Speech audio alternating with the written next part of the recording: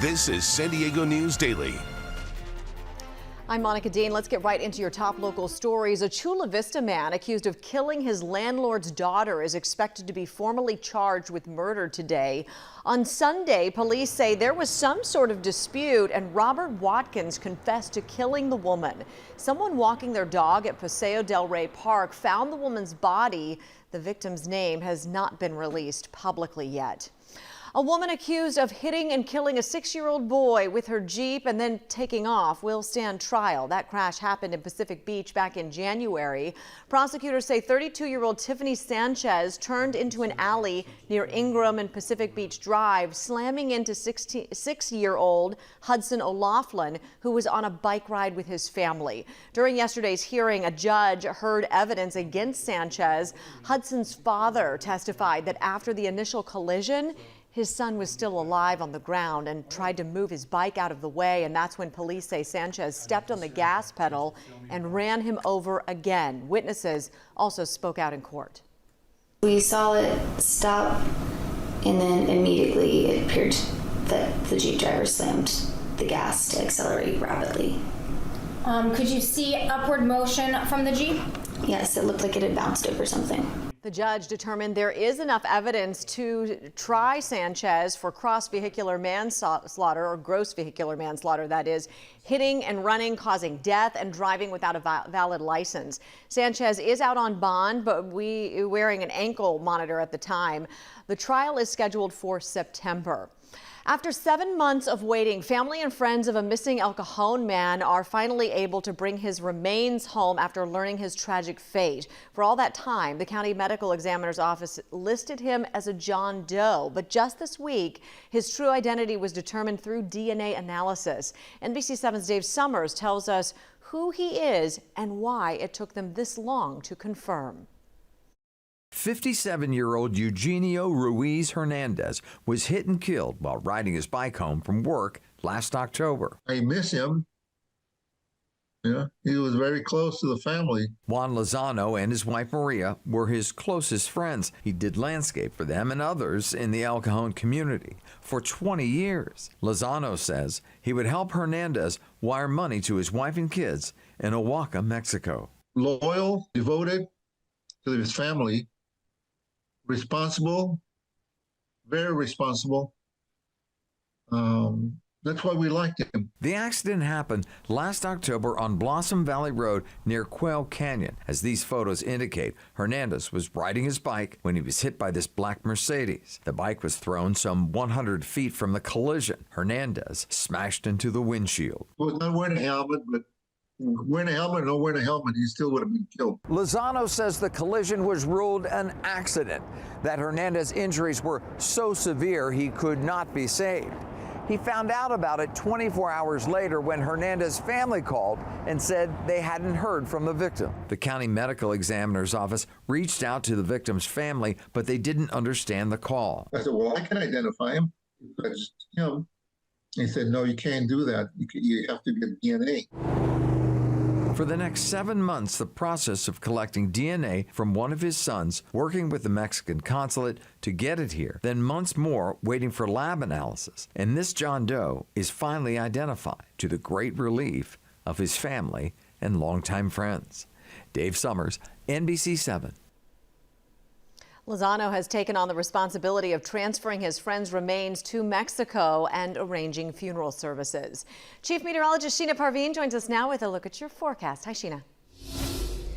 Hi there. As we head through the afternoon, more sunshine today. Also still a little breezy. We'll see temperatures around 70 inland, mid to upper 60s at the coast. Still pretty breezy in the mountains and deserts. Late tonight into early tomorrow, we do have a slight shower chance, so you might see that Friday morning. Otherwise, we're going to see gradual clearing, and then over the weekend, we're going to warm up a bit. So for the coast tomorrow, still near the upper 60s. Saturday, Sunday, mid to low 70s. Nice weekend in the forecast. This weather pattern continues into next week. We'll look at your 10-day forecast coming up. Thank you. Hundreds of job seekers took their shot at a new career at San Diego International Airport. And if you feel like you missed your chance, well, it's not too late. We'll explain coming up next. Stay with us. We are rolling. You're left. I'm sorry. Let's do this. Where do you get your information from? Well, definitely start with the local news. The reason why I love listening to local news like NBC, they give the facts. California families could feel They have a genuine interest, first as people and second as a news team. Because this is their community too. Sometimes the news isn't always fun. Bringing it to us every day in good and bad times is something that we rely on. Nice to have you with us. This is San Diego News Daily. I'm Monica Dean. Welcome back. May is Military Appreciation Month, and today the mayor of Chula Vista highlighted Mama's Kitchen for its work delivering meals to veterans. Mayor John McCann helped pack meals for the veterans, their families, and other critically ill people in Chula Vista. Organizers highlighted Mama's Kitchen and their continued commitment to improving the health and well-being of vulnerable populations throughout Chula Vista while honoring the service and sacrifices of military members, veterans, and their loved ones.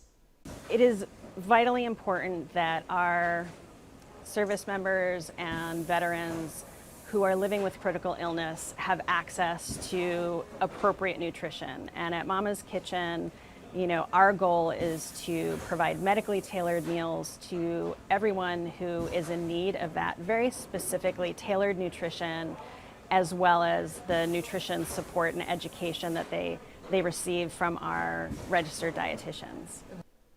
Mama's Kitchen did their 14 millionth meal delivery to veterans in Chula Vista.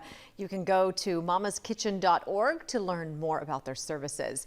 You could start to see more job openings at the San Diego International Airport after its first ever career fair proved to be a big success. Hundreds of job seekers headed to San Diego City College yesterday, where it was hosted. The event connected people with dozens of employers hiring for positions with the airport. Organizers say the turnout exceeded their expectations, and because of the response, they plan to expand the career fairs in the future. I really want right now because I think I cannot live with my mom anymore. I really want to be independent on my own.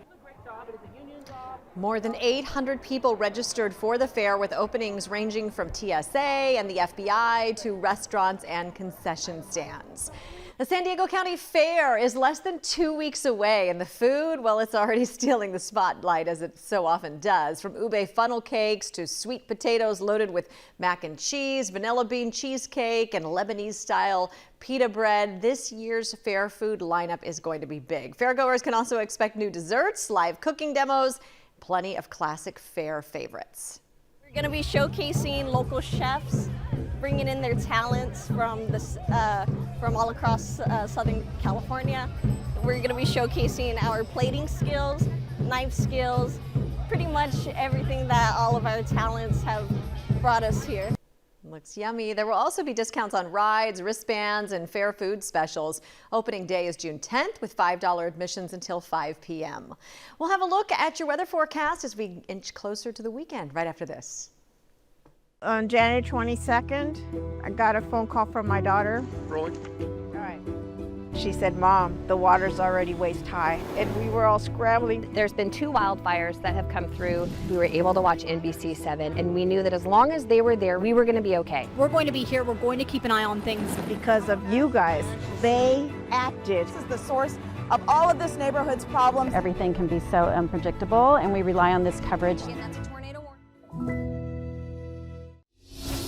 Hi there, I'm NBC7 meteorologist Sheena Parveen. For today at the coast, we'll be seeing gradual clearing, but it's still going to be breezy with an onshore wind, so about the mid to upper 60s for a high.